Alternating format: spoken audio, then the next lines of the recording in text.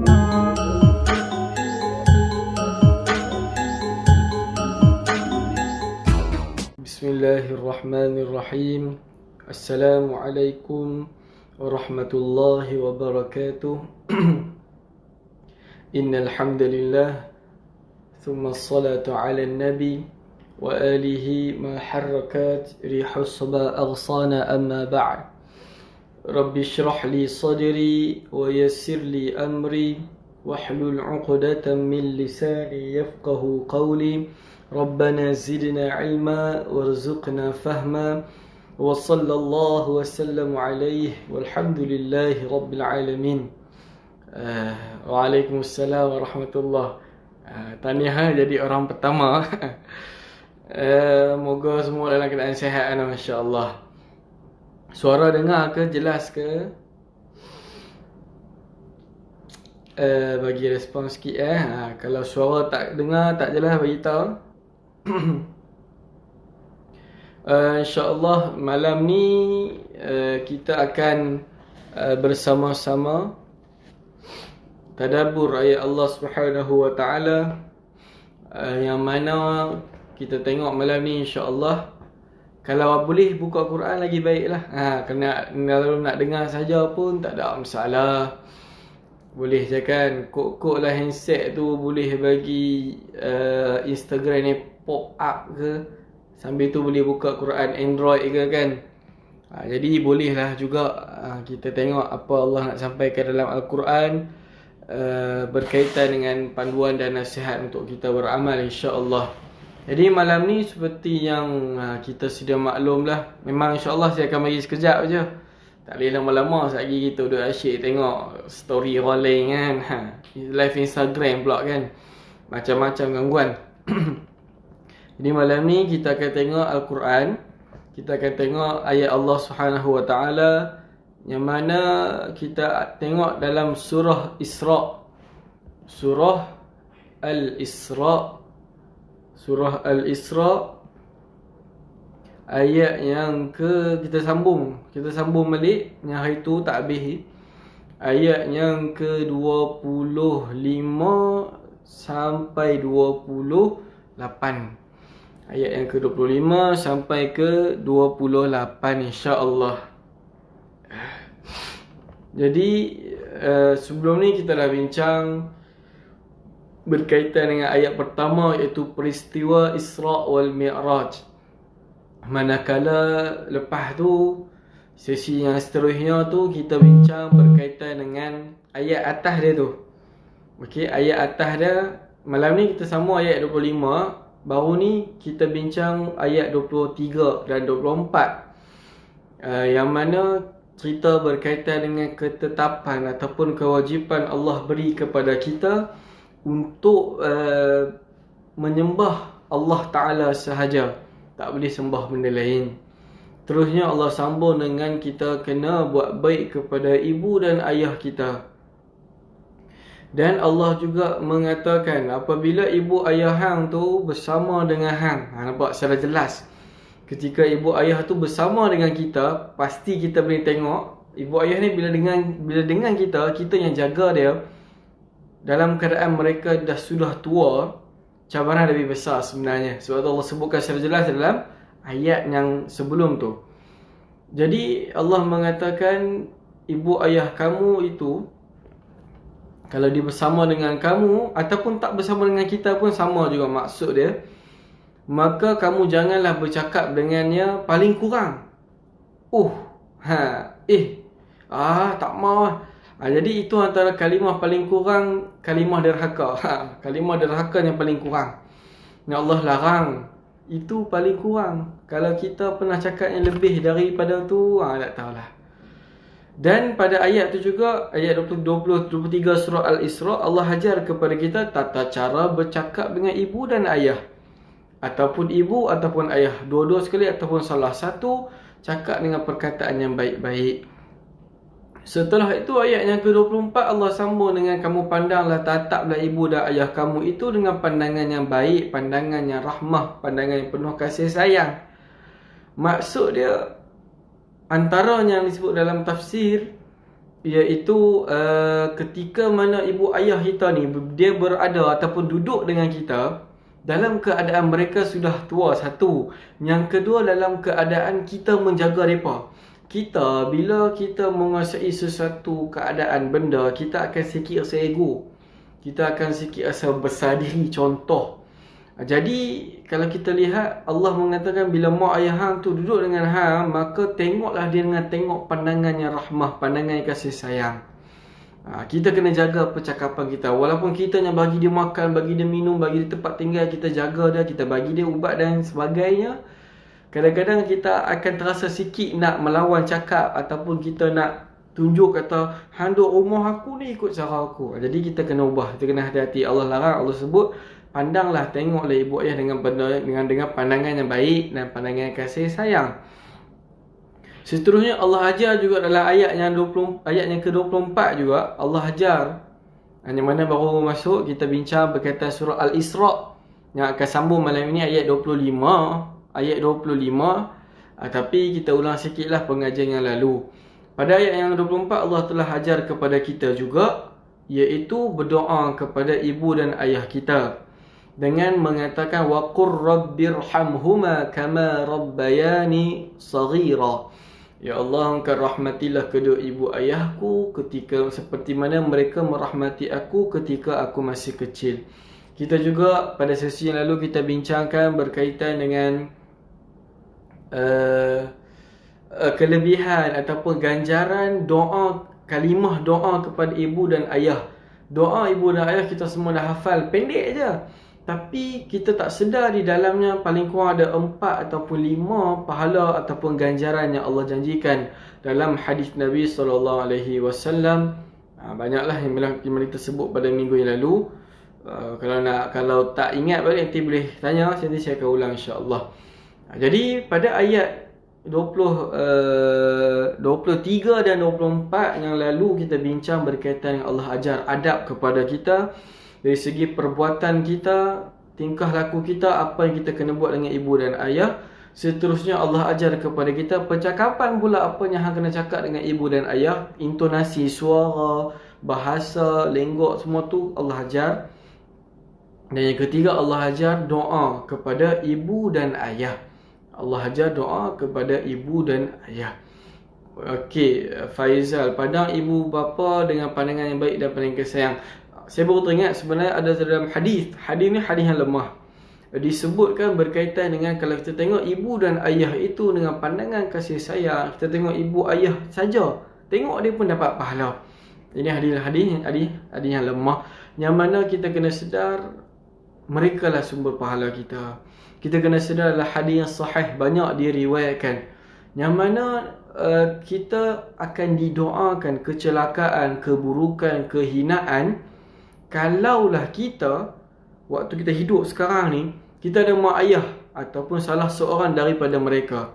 Kita ada, tapi kita tak mampu bawa diri kita ke syurga Allah, maka kita ni orang yang hina, kita ni orang yang celaka, kita ni orang yang jauh daripada rahmat Allah Subhanahu wa taala. Panjang pula melirik dia.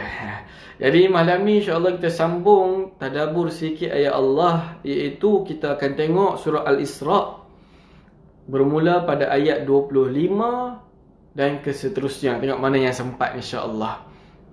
Jadi saya akan bacakan sedikit ayat-ayat yang kita akan bincang malam ni.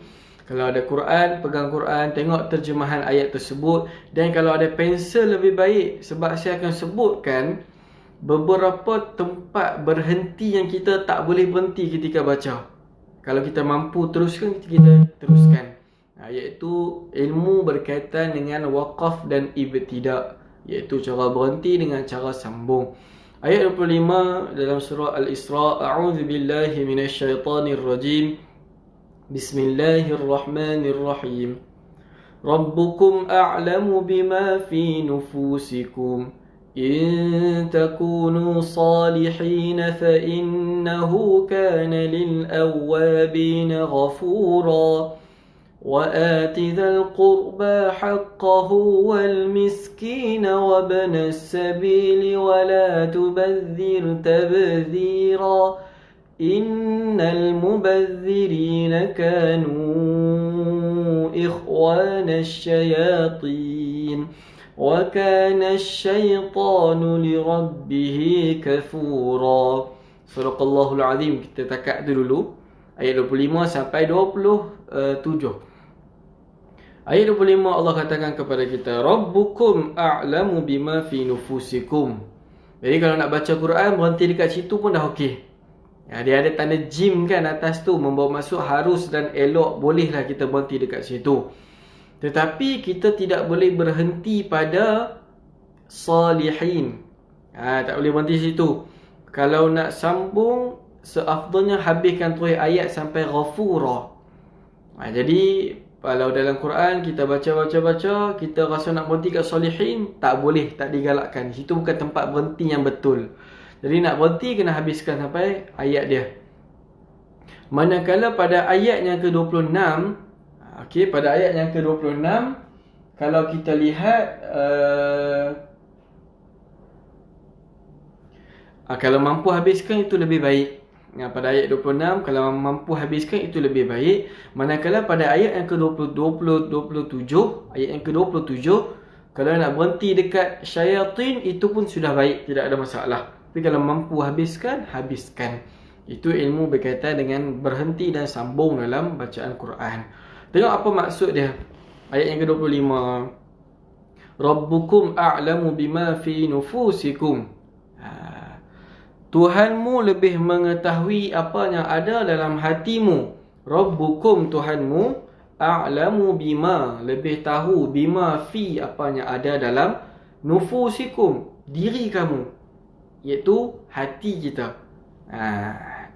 Ayat ni dia sinkronis, bukan sinkronis, dia kesinambungan daripada cerita sebelumnya, iaitu ketika mana kita jaga mak ayah kita, ataupun ketika kita duduk dengan dia, ketika kita cakap dengan dia, ketika kita jaga mak ayah kita, ada kala dalam hati kita ni berbolak-balik. Berbolak-balik. Ada kala kita jaga, kita cakap baik-baik dengan ibu dan ayah sebab riak. Ada kala kita buat baik dengan ibu ayah ni sebab kita tahu mak ayah kita ada harta yang banyak. Dan ada kala juga kita buat baik dengan ibu ayah kita ni kerana redha dan ganjaran daripada Allah. Jadi Allah nak sedarkan kita, bila hang berhubungan, bila hang buat baik, bila hang bermuamalat ataupun berinteraksi dengan ibu dan ayah hang tu, sedarlah Allah tahu apa yang ada dalam diri hang. Niat hang tu apa dia? Rabbukum a'lamu bima fi nufusikum. Jadi cuba jangan lintaskan hati kita buat baik ataupun cakap baik-baik ataupun layan baik-baik kepada ibu dan ayah, itu bukan kerana redha Allah. Sebab semua tu ada dia punya balasan dia nanti. Sambungan ayat tersebut, in takunu salihin fa innahu kana lil awwabin ghafura. Dan Allah katakan juga kepada kita, jika kamu orang yang baik, iaitu kita jadi orang-orang yang baik, iaitu bila kita buat baik kepada ibu dan ayah, bila kita layan ibu dan ayah dengan niat yang baik, dengan niat yang baik, yang salih, yang baik, maka Allah menyebutkan fa innahu kana lil awwabin ghafura. Jadi kalau dalam tafsir disebutkan Allah tahu apa yang ada dalam hati kamu. Maka jika kamu pilih jalan yang baik, jalan yang salih, maka besar ganjaran dia. Maka baiklah keadaan kamu nanti. Tetapi kalau kita bukan orang yang salih, bukan dalam niat yang salih untuk buat kebaikan, ataupun kita bukan buat baik kepada ibu dan ayah dengan niat yang baik contohnya, maka Allah mengatakan fa innahu kana lil awwabin ghafura. Maka sesungguhnya Allah katakan kepada kita, kalaulah hang mampu patah balikkan niat hang tu yang buruk kepada yang baik, atau kalaulah hang mampu taubat, maka yakinlah Allah itu ghafura, dia akan mengampunkan dosa-dosa kita. Okey, kawan-kawan semua boleh tengok pada kalimah al-awwabin. Al-awwabin, dekat terjemahan Quran dia kata orang yang bertaubat. Iaitu antara maksud lain yang lebih tepat ialah seseorang yang mana dia telah jauh daripada kebaikan. Dia, contoh lainnya, seseorang yang mana dia ni memang niat dia asyik buruk saja. Niat dia asyik niat yang tak baik saja bila dia layan, bila dia jaga mak ayah dia. Iaitu dalam jangka masa yang panjang. Tiba-tiba Allah detikkan hati dia untuk dia berubah, maka dia iyab. Itu kalimah lain. Iaitu dia kembali balik ke pangkal jalan. Istilah dia lagu tu. Maka waktu itu Allah hapuskan, ampunkan dosa-dosa dia. Jadi mungkin semua kawan-kawan pendengar semua ni pernah dengar kalimah awabin. Awabin. Ada yang kata solat awabin. Jadi dalam penafsiran ulama, kalimah awabin ni ada banyak maksud dia. Antaranya yang pertama, awabin ni orang-orang yang bertaubat, orang-orang yang kembali ke pangkal jalan, orang-orang yang mana dia duduk dalam keadaan yang sunyi, terus dia terkenangkan dosa dia, terus dia istighfar. Ini orang awabin, yang mana Allah akan hapuskan dosa dia. Antara awabin maksud lainnya ialah orang-orang yang mendirikan solat duha, maka Allah hapuskan dosa dia. Antara lainnya awabin ialah orang-orang yang mendirikan solat di antara maghrib dengan isyak, maka ini Allah akan panggil ghafura. Okey. Cuma dalam ayat ni lebih dekatnya kepada seorang anak yang mana dia telah berniat buruk saja. Dia telah sangka buruk, dia telah bertujuan yang tidak baik ketika mana jaga ibu dan ayah. Setelah itu dia sedar dia kembali ke pangkal jalan, maka Allah ampunkan, maafkan dosa dia. Okey, boleh faham? Kalau ada apa soalan boleh tulis tanya dekat dalam live ni, insya-Allah kita akan jawab sekadar mampu dan yang boleh, insya-Allah. Itu ayat yang ke-25. Iaitu Allah mengatakan, aku tahu apa yang ada dalam niat hang ketika hang jaga mak ayah, ketika hang cakap dengan mak ayah, ketika hang buat baik dengan mak ayah. Kalau hang niat ataupun pilih jalan yang baik, salihin, itu sangat baik, ganjaran sangat besar. Tetapi kalau hang ataupun kamu ni ialah orang yang sentiasa niat yang buruk saja kepada ibu dan ayah, tapi hang tersedar dan nak taubat, nak kembali ke pangkal jalan, ingat betul-betul Allah ini akan maafkan kita, Allah ini akan ampunkan kita. Jangan risau. Ini Allah sebut dalam Al-Quran. Seterusnya, berapa minit ni? Kita tak nak lama-lama ni. Okey. Mana pergi gambar ni?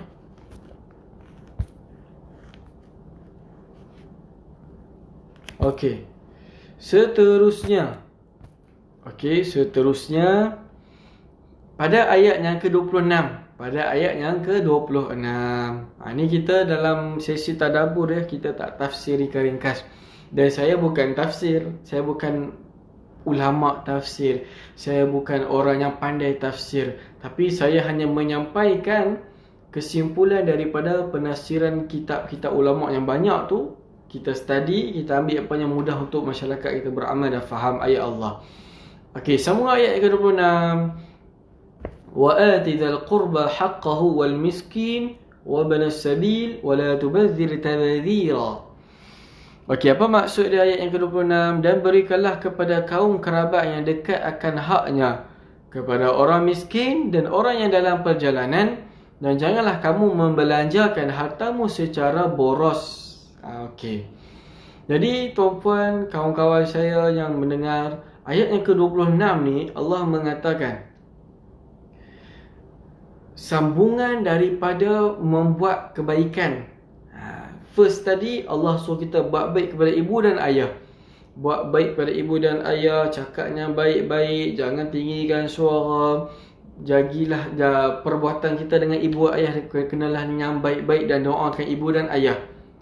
Setelah itu ayat 26 Allah sambung dengan wa ati dzal qurba haqqahu, dan berikanlah kepada ahli kerabat kamu. Qurba tu kerabat, kamu itu hak-hak dia. Kerabat ini membawa maksud ahli keluarga kita. Apa dia? Adik-beradik, atuk, nenek, pakcik yang tersangkut dengan ibu dan ayah kita. Itu kerabat. Tapi yang lebih tuan-puan boleh beramal dan faham, adik-beradik, adik, abang, kakak kita, itu kerabat. Maka Allah mengatakan, pada adik-beradik hang ni, hang kena bagi hak-hak mereka. Antaranya yang disebut dalam ayat Quran, dalam hadis dan dalam tafsir, layanan kita kepada adik-beradik kenalah lebih baik daripada layanan kepada orang lain. Pemberian kita kepada adik-beradik kenalah diutamakan berbanding orang lain. Contoh, kalau kita ada rezeki duit lebih, kita sekarang berada pada PKP kan, Perintah Kawalan Pergerakan. Kita tak boleh keluar, kita kena duduk rumah. Kita tahu kerja pun tak boleh nak kerja. Siapa yang kerja tak makan gaji, dia memang saving dah habis lah. Jadi kalaulah contoh kita ni orang yang Allah murahkan rezeki, kita ada duit lebih, kita ada kemampuan yang lebih, jadi kita cek adik-beradik kita dulu. Contoh lain pula, kita ada kenalan orang miskin, orang susah, dan kita juga sedar adik-beradik kita ni ada yang susah. Maka Allah mengatakan keutamaan kita bantu ialah pada adik-beradik dulu, baru-baru orang lain. Cuba tuan-puan kawan-kawan tengok pada ayat yang ke-26. Allah memulakan dengan qurba, ahli keluarga dulu, barulah miskin, orang-orang miskin, dan barulah orang yang Ibnu Sabil ni membawa maksud orang-orang yang musafir, yang terputus bekalan dia. Nampak? Dalam surah Al-Baqarah juzuk yang kedua, Allah sebutkan juga berkaitan dengan orang bertanya kepada Nabi, kami nak belanjakan harta, kami nak sedekah ni macam mana dan kepada siapa? Maka Allah sebutkan, berilah yang baik-baik kepada ibu ayah kamu, ahli keluarga kamu, orang-orang yang miskin, anak yatim, dan orang yang dalam musafir. Iaitu dia punya tingkatan dia, keutamaannya bergantung kepada tingkatan dia. Jadi ahli keluarga itulah keutamaan kita paling besar. Inilah Islam yang meletakkan family first. Keluarga dulu, apa-apa pun keluarga dulu. Tambahlah pula kalau dalam keluarga kita tu, dalam keluarga kita tu dialah miskin, dialah fakir contoh, maka dia lebih utama, dia lebih afdal kita sedekah kepada dia daripada orang miskin yang lain. Disebutkan dalam hadis Imam Tirmizi, apabila kita beri sedekah kepada orang lain bukan ahli keluarga kita, maka kita akan mendapat pahala sedekah. Tapi kalau kita bagi sedekah kepada ahli keluarga kita, maka kita mendapat dua pahala. Yang pertama pahala sedekah, yang kedua pahala eratkan silaturrahim. Ini kelebihan lah kalau kita utamakan family kita. Ingat, kita ada duit lebih, cek dulu family kita. Kalau semua dah cukup, semua senang, semua tidak ada kekurangan, barulah kita pergi semak anak yatim orang lain ke, baru kita pergi semak jiran kita, baru kita pergi semak orang-orang miskin yang lain, ibu-ibu tunggal yang lain. Itu tata cara Islam letakkan. Maka ayat yang ke-26 Allah mengatakan, berilah kepada ahli keluarga kamu itu hak-haknya. Pergaulan yang baik, kalau mereka susah dari segi keuangan, maka mereka afdal kita beri sedekah berbanding orang yang lain. Kalau mereka dah settle, baru Allah sambung dengan wal miskin, orang-orang miskin yang lain. Dengan cara kita memenuhi keperluan dia, kita tengok apa yang dia kurang, apa yang dia miskin, maka kita penuhilah dia punya kekurangan tersebut. Wa ibnu sabil, wa banas sabil, maafkan saya, dan orang-orang yang musafir. Orang-orang yang musafir ni dia layak menerima zakat. Dengan syarat dia memang harta dia loss. Contoh, saya ni orang kaya, lepas tu saya musafir ke satu tempat, bawa harta. Sebenarnya waktu saya musafir tu saya ada bawa duit, saya ada bawa ke keperluan ketika saya musafir, kad kredit lah, duit semua memang saya bawa. Memang saya sini, saya sekarang memang kaya contoh. Maka bila saya tengah musafir, tiba-tiba saya dirompak, maka saya terus tak ada apa, kosong. Walaupun saya ni asal orang kaya, saya memang ada duit, ada hartanya banyak dekat tempat asal saya ataupun dekat negeri saya, dekat kampung saya. Tapi waktu musafir tu saya miskin, saya tak ada apa-apa, maka saya layak menerima zakat mengikut keperluan saya.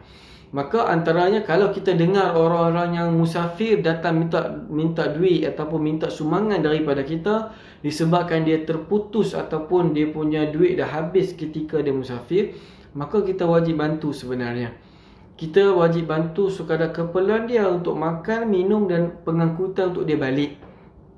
Itu yang agama Islam ajarkan kepada kita. Okey. Walaupun kita kaya, tapi bila kita musafir, kita terputus bekalan, kita wajib dan malah kita layak mendapat zakat ataupun sedekah daripada pihak zakat. Wala tubadzir tabzira. Ayat 26 Allah habiskan dengan wala tubadzir tabzira, maka janganlah kamu boros ketika membelanjakan harta. Apa maksud membazir? Iaitu dia membelanjakan harta dia kepada bukan tempatnya. Ingat Allah sebut dalam surah Al-Isra, surah Al-Isra juzuk yang ke-8, Allah menyebutkan Allah tidak suka orang-orang yang melampaui batas, orang yang berlebih-lebihan. Israf nama dia. Jadi orang yang bazir ni ialah dia melebihi daripada keperluannya. Contohlah dia memerlukan sebenarnya sekampik berah, tapi dia sibuk, dia takut PKP ni dia beli sampai 5-6 berah untuk dia, tapi setelah tu boleh jadi membazir. Sebenarnya dalam pembelian tu mungkin ada hak orang lain. Antara lainnya pula, dia mampu beli pakaian keperluan dia dengan harga yang munasabah lah, tapi dia saja nak beli yang lebih mahal, maka dia termasuk daripada orang yang berlebih-lebihan dan membazir. Dan antara penafsiran ulama' berkaitan maksud bazir ni ialah membelanjakan harta RM1 kita kepada benda maksiat, benda yang bukan redha Allah, benda yang batil, benda yang salah. Kita ni boleh sponsor kepada satu program yang membawa kepada maksiat. Contoh konsert, dengan anggaran kos 100k kita bagi, ni hampir buat konsert. Tapi kalau dalam majlis tilawah Al-Quran kita hanya bagi sedikit, 10k contoh, yakinlah, ingatlah 10k yang kita bagi dekat tilawah Quran tu lebih besar ganjarannya, dan itu tidak dikira membazir berbanding 100k yang kita bagi dekat benda jalan maksiat. Jadi Allah mengatakan janganlah kamu memboros harta kamu ketika kamu membelanjakan. Ingat, sebab apa? Dalam harta kita ni ada hak orang lain. Allah sebut dalam surah Az-Zariyat juzuk yang ke-28. Dalam harta kita, duit RM1 kita ni, ada orang lain punya hak. Jadi Allah kata janganlah duk membazir, beli ikut keperluan, kemampuan dan keadaan kita. Tak payah nak menunjuk-nunjuk, tak payah nak berlebih-lebihan. Baki duit kita yang ada tu, simpan. Boleh jadi ahli keluarga kita ataupun orang miskin yang minta sedekah kepada kita, maka mungkin itu hak dia, kita bagi kepada dia. Jadi dengan cara ni kita boleh terkeluar diri kita daripada golongan orang yang membazir. Sebab dalam ayat yang ke-27, surah Al-Isra ayat yang ke-27, Allah menyambung, innal mubazirina kanu ikhwana syayatin. Sesungguhnya orang-orang yang membazir itu ialah saudara kepada syaitan. Ini kita selalu dengar kan, orang duk cakap membazir itu amalan syaitan, membazir itu saudara syaitan. Inilah ayat dia. Allah sendiri mengatakan, hang membazir, hang boros harta hang, ingatlah hang tu kawan dengan syaitan sama. Hang dengan syaitan sama level saja. Dan Allah menyambung, wa kana syaitanu li rabbih kafura. Dan Allah menyambung, dan sungguh syaitan itu pada Tuhannya dia kufur nikmat. Dia mengingkari apa yang Allah beri nikmat kepadanya. Jadi kawan-kawan, kenalan, pendengar yang dengar saya pada malam ni, ingatlah, jangan membazir harta tu. Jaga-jaga, sebab pada harta kita itu ada hak orang lain. Soalan, mana yang lebih besar, pahala sedekah atau hadiah? Okey, wallahu taala a'lam bis-shawab. Kalau kita lihat, kedua-duanya itu membawa maksud sedekah juga. Okey, kedua-duanya itu membawa maksud sedekah.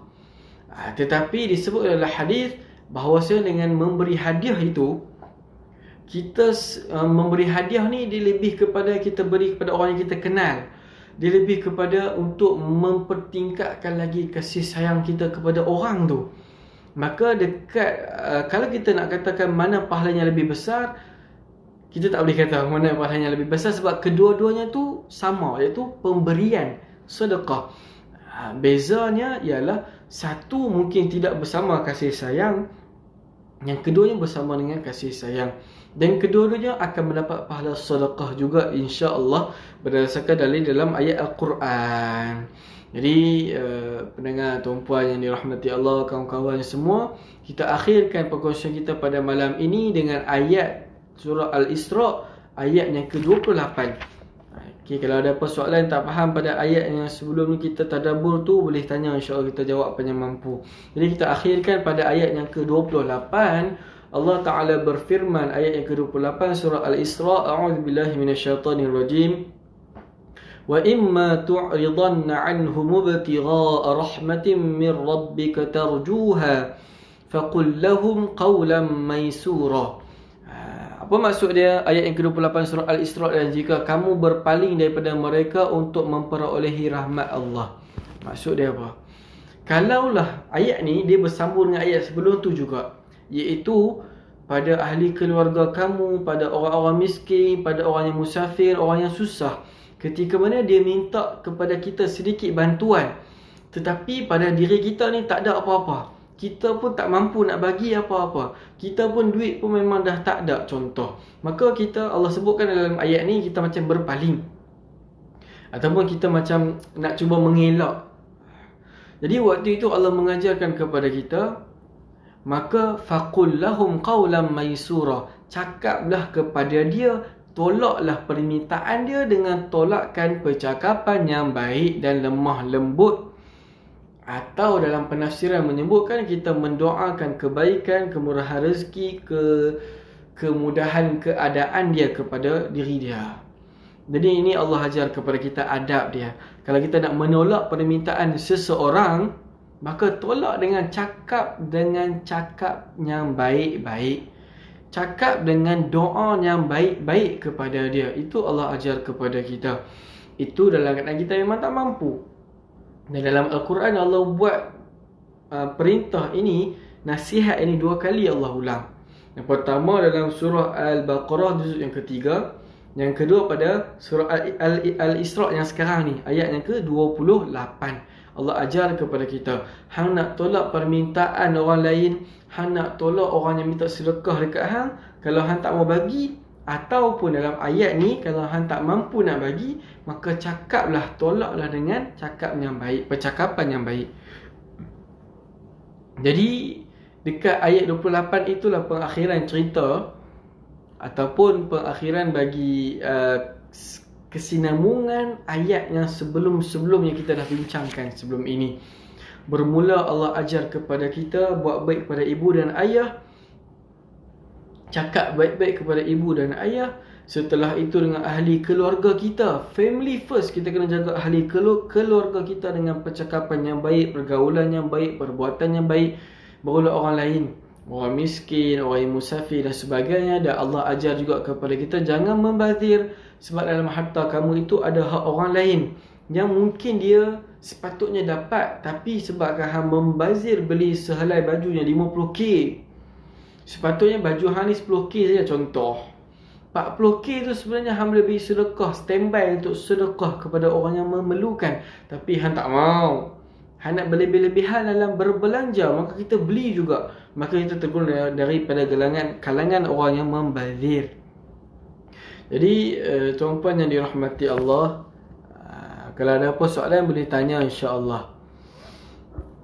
Jadi itu secara ringkas kita tadabbur ringan, istilah dia tadabbur ringkas, tadabbur ringan ayat Allah Subhanahu wa taala berkaitan nasihat-nasihatnya. Kesimpulannya, Allah ajar kepada kita, ibu ayah itulah kita punya pintu syurga. Ibu ayah itulah kita punya tanggungjawab selama-lamanya, sejak dia hidup, waktu dia muda, tua, sakit, sampai dia meninggal dunia sekalipun, kita tetap ada tanggungjawab kepada ibu dan ayah kita sehingga kita meninggal dunia. Ibu ayah kita meninggal dunia sekalipun, kita tetap ada tanggungjawab kepada diri dia. yang mana telah disebut dalam hadis riwayat Ibnu Majah bahawasanya sahabat Nabi bertanya kepada Rasulullah, "Ya Rasulullah, ada tak apa-apa tanggungjawab ataupun perkara yang aku kena buat setelah ibu ayahku meninggal dunia ni?" Nabi kata, "Ya, ada." Antaranya yang mana Nabi sebutkan ialah mendoakan keampunan buat dia, mendoakan kerahmatan buat dia, kamu jalinkan hubungan silaturahim dengan kawan-kawan dia yang mana hang tak kenal pun asalnya, tapi kita tengok belek handset ayah kita, tengok ayah kita ada kenalan-kenalannya, maka kita ni buat baiklah dengan kenalan kawan ayah kita. Maka antara amalan ini semua menjalankan pahala buat ibu ayah kita. Semua ni memberi kebaikan, pahala yang sangat besar buat ibu ayah kita. Itulah bakti kita kepada dia waktu dia meninggal dunia. Antara lain kesimpulan lain Allah sebutkan dalam ayat ni, buat baik kepada ibu dan ayah kita, ahli keluarga kita. Bagilah keutamaan pada ahli keluarga kita dahulu baru orang yang lain. Setelah itu Allah ajar jangan membazir. Setelah itu Allah ajar kepada kita membazir itu amalan syaitan ataupun kawan-kawan kepada syaitan. Ni dengan syaitan satu istilah dia. Satu geng Dan akhir sekali Allah ajar kepada kita, kalau hang tak mampu beri sesuatu kepada orang ataupun hang nak menolak memberi sesuatu kepada orang, cakaplah dengan cakap yang baik. Atau dalam tafsiran ulama, doalah kebaikan buat dia. Contoh, seorang hamba Allah minta sedekah dekat saya. Tengok dekat dompet saya tinggal 5 kupang je. Nak bagi pun tak berapa nak sesuai kan. Maka kita tolak dengan baik. Kita doa moga Allah murahkan rezeki encik, moga Allah mudahkan urusan encik ini, insya-Allah Allah akan mudahkan insya-Allah. Itu lebih mulia daripada kita halau dia, kita cakap benda yang tak baik. Itu semua kita kena elakkan dan jangan buat. Jadi insya-Allah kawan-kawan semua, kenalan saya, tuan-puan yang dirahmati Allah, dalam surah Al-Isra ni, yang di dalam dia ada 6,460 huruf. Okey, maksudnya kalau kita baca satu surah Al-Isra ni besar pahala dia. 6,460 belum darat dengan 10 seperti yang sebut dalam hadis. Dan surah Al-Isra sangat banyak nasihat Allah nak beritahu kepada kita. InsyaAllah kita akan jumpa pada sesi akan datang berkaitan dengan ayat pilihan lagi. Sebab apa saya mengatakan ayat-ayat pilihan yang saya sebenarnya akan petik dalam surah Al-Isra. Saya akan ambil beberapa ayat yang saya boleh nampak kita boleh beramal terus dalam kehidupan seharian kita. Dalam Quran ni banyak ayat-ayat berkaitan hukum, cerita dan sebagainya. Jadi dalam kuliah saya masih akan letak tajuk tadabbur ayat pilihan, sebab ikut suka hati saya nak pilih ayat apa. Dan untuk kita beramal mudah insya-Allah. Jadi kita akan sambung pada ayat yang seterusnya. Nantinya akan saya maklumkan dalam Instagram nanti pada masa akan datang bila dan ayat ke berapa kita akan sambung berkaitan tadabbur ayatnya. Moga Allah beri kebaikan dan kerahmatan, moga Allah beri kefahaman dan kekuatan untuk kita amal dan sampaikan. Ada apa-apa soalan ke? Saya harap soalan Syafiq Taqiyuddin, kawan saya, senior saya, menjawablah soalan insya-Allah. Last kali suka untuk saya ingatkan, kita berada dalam bulan Sya'ban, iaitu hari ini ialah 12 Sya'ban. Hari ini 12 Sya'ban. Kita mendekati malam nisfu Sya'ban, iaitu malam pertengahan Sya'ban. Dalam bulan Sya'ban kita disunahkan, dianjurkan memperbanyak puasa. Kalau sebelum ni ada puasa belum habis, gantilah pada bulan ni. Dan kita nak menyebutkan, kita nak bagi tahu malam nisfu Sya'ban ni dia tidak ada amalan khusus. Dia tidak ada amalan khusus yang mana telah diamalkan oleh sebahagian masyarakat kita. Boleh tuan-puan nak beramal, tapi jangan kata ini Nabi buat. Jangan kata ini amalan yang sunnah. Nak beramal soleh silakan. Sebab disebut dalam hadis ni ulama mengatakan hadis sahih. Pada malam nisfu Sya'ban itu Allah memperkenankan untuk maafkan semua dosa hamba-hambanya, kecuali dosa orang yang syirik kepada Allah dan dosa orang yang bermusuh-musuhan sesamanya.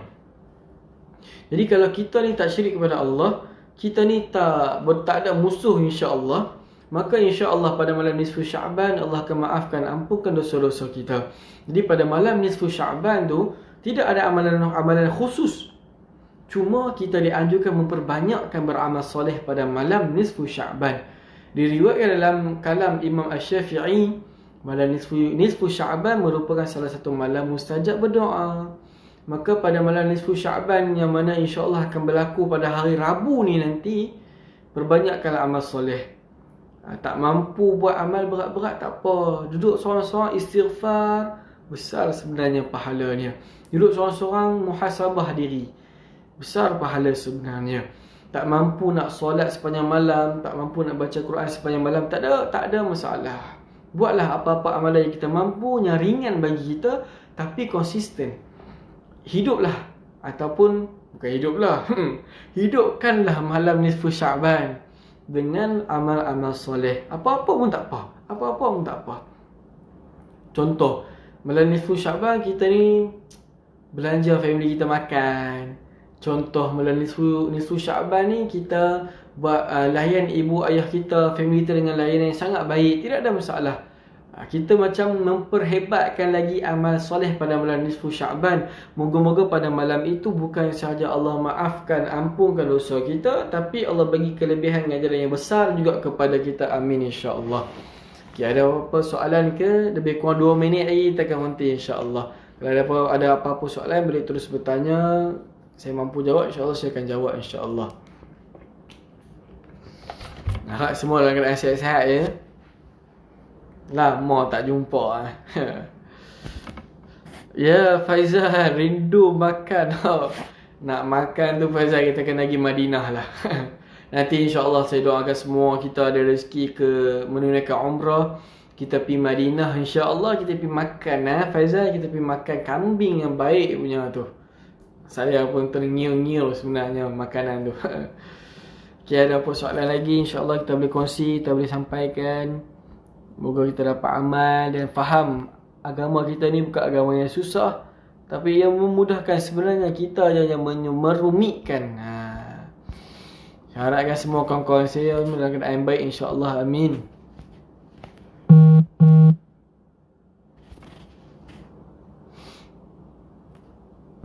Jadi kalau tak ada apa-apa, nanti kita akan sambung tadabbur pada ayat yang lain insya-Allah. Jadi saya harap apa yang kita belajar, kita tadabbur, kita tengok apa yang Allah sampaikan kepada kita malam ni. Saya harap kita dapat sama-sama amal muhasabah.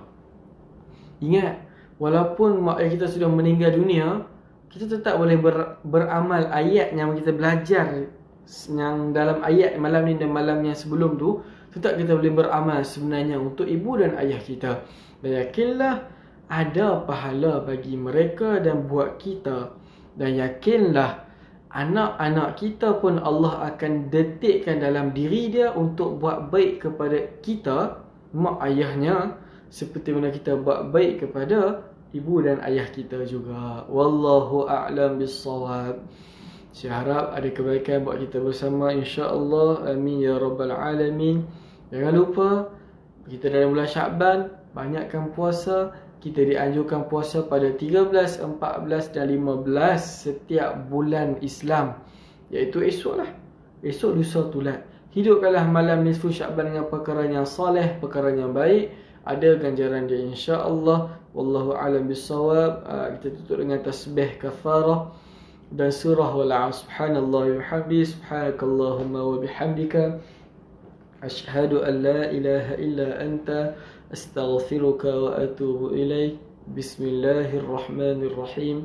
Wal 'asri innal insana lafi khusr illa alladhina amanu wa 'amilus solihat wa tawasaw bil haqqi wa tawasaw bis sabr.